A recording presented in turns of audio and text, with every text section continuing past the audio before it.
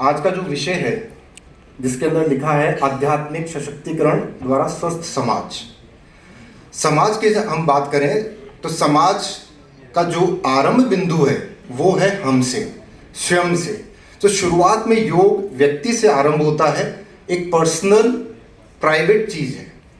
परंतु जब योग में सिद्धि से अर्थ है परफेक्शन, आप किसी भी विधा को से आगे बढ़े, उसमें जब परफेक्शन होता है तब आप समूह को प्रभावित करते हैं, तब आप एक आदर्श की स्थिति में जाते हैं कि जब दूसरे लोग आपको देख के आचरण करते हैं तो लोक संग्रह की जब स्थिति आती है।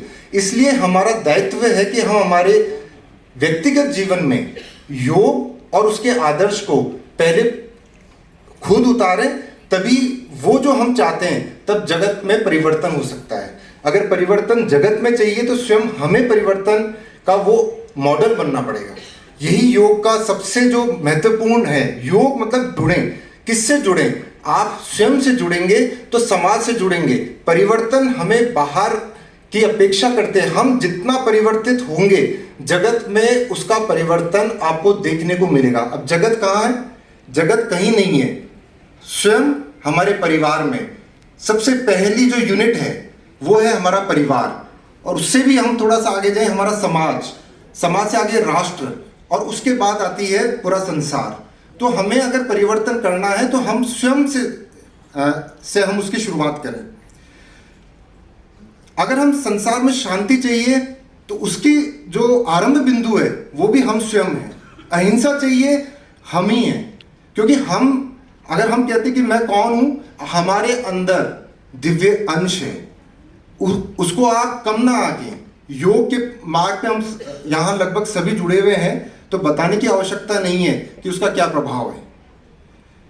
और इसी कारण इंटरनेशनल योगा डे, अंतर्राष्ट्रीय योग दिवस, आपको मालूम है यूनाइटेड नेशंस ने इसके जो घोषणा करी है वो कोई छोटी मोटी चीज नहीं है। अगर हम जब बात करते हैं कि हम कैसे राष्ट्र की सेवा कर सकते हैं या समाज की सेवा कर सकते हैं, उसका मूल बिंदु अगर आप देखें, अगर हम योग कर रहे हैं तो वो भी राष्ट्र की सेवा है। श्री अरविंद का एक स्लोगन है, सनातन धर्म इज नेशनलिज्म। सनातन धर्म ही राष्ट्रवाद है। उत्तरपाड़ा के भाषण में अगर आप देखेंगे तो उसकी पूरी व्याख्या मिल जाएगी। हम योग करें, हम योगों को योग करवाएं। योग के बारे में जो भी भ्रांतियां हैं उसको दूर करने का दायित्व और किसी का नहीं है, हम सबका है। जहां पे भी अगर वो चीज होती है तो उसका सबसे बड़ा दायित्व हम जैसे लोगों का है। जो हम कहते हैं कि हम किसी संस्था से जुड़े हुए हैं, हम किसी पद्धति से जुड़े हुए हैं, तो ये सबसे बड़ा दायित्व हमारा है। इसको हमें पूरा ध्यान रखना चाहिए। अब यहां बात आती है, जैसे अलग अलग है, कर्म योग, भक्ति योग, ज्ञान योग, हठ योग, पूर्ण योग, बहुत सारे योग हैं। लेकिन क्या ये संभव है कि ये जितने योग हैं इनको एक प्लेटफॉर्म पे लाया जा सकता है? क्या एक कॉमन प्रोटोकॉल बन सकता है? ऐसी ही एक चिंता थी योगाचार्य योग गुरु BKS अयंगार जी की। मैं पूना में था तब मुझे साक्षात उनके दर्शन करने का अनुभव, और आज दिन तक मैं वो क्षण अभी भी जब मैं देखता हूं तो मेरे रोंगटे खड़े हो जाते हैं। मैंने जब पहली बार उनके दर्शन किए तो एकदम से, जैसे कहते हैं ना, आभा मंडल, वो मैंने महसूस किया। और उनकी ये चिंता जब हुई, उन्होंने एक इंस्टीट्यूशन के रूप में दिया जिसका नाम है Indian yoga association. Indian yoga association के जो फाउंडिंग मेंबर्स हैं उनमें से श्री अरबिंदो आश्रम भी था, जिसका मैं प्रतिनिधित्व कर रहा हूं अभी। और लेकिन मैं इंडियन योगा एसोसिएशन के राजस्थान चैप्टर का भी अध्यक्ष का दायित्व दिया है। मैं आपको बताऊं, योगाचार्य ढाकाराम जी उसके उपाध्यक्ष हैं। हमारे मनीष जी जो हैं ये जॉइंट सेक्रेटरी हैं। इसकी एक थोड़ी सी मैं भूमिका बताता हूं।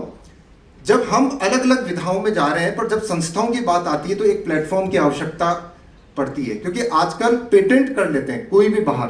तो इंडियन योगा एसोसिएशन में करीबन 100 से ज़्यादा संस्थाएं राष्ट्रीय स्तर पे जो ऑलरेडी जुड़ी हुई हैं, या शायद ही कोई संस्था होगी जो जुड़ी हुई नहीं होगी।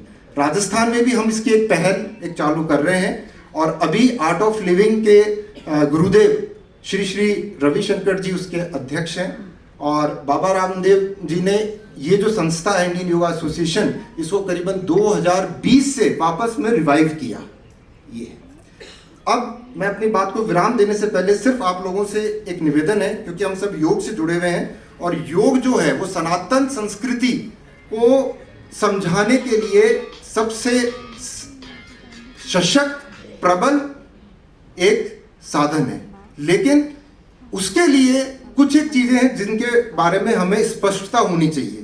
पहले जो कुछ शब्द हैं जैसे धर्म, ब्रह्म, कर्म, यज्ञ, पुनर्जन्म और अवतारवाद, अगर ये छह चीजों के बारे में हमारे कंसेप्ट क्लियर हैं, आप मान के चलिए आप भारत माता की सेवा कर रहे हैं, आप मान के चलिए आप जो हम जो कहते हैं विश्व गुरु, जो विश्व गुरु तो हम हैं ही, पर हमें नहीं पता कि वो कौन से आधार है जिसकी वजह से पूरा संसार हमारी तरफ देख रहा है। आज ही नहीं देख रहा, बिल्कुल अगर आप पूरा इतिहास देखेंगे, इतिहास पूरे विश्व का, मानव जाति का, वो भारत की तरफ देख रहा है। यही वो चीज है जो हमें दूसरों से अलग करते हैं। मैं इसमें कोई ऊपर या नीचे की बात नहीं कर रहा, बट जब तक हमारे ये कंसेप्ट हम वास्तव में जो भारतीय दृष्टि है उसके अनुसार इसको परिभाषित करें, स्वयं समझें और दूसरों को समझाएं। इन्हीं बातों के साथ मैं मेरी बात को विराम देता हूं। जय हिंद।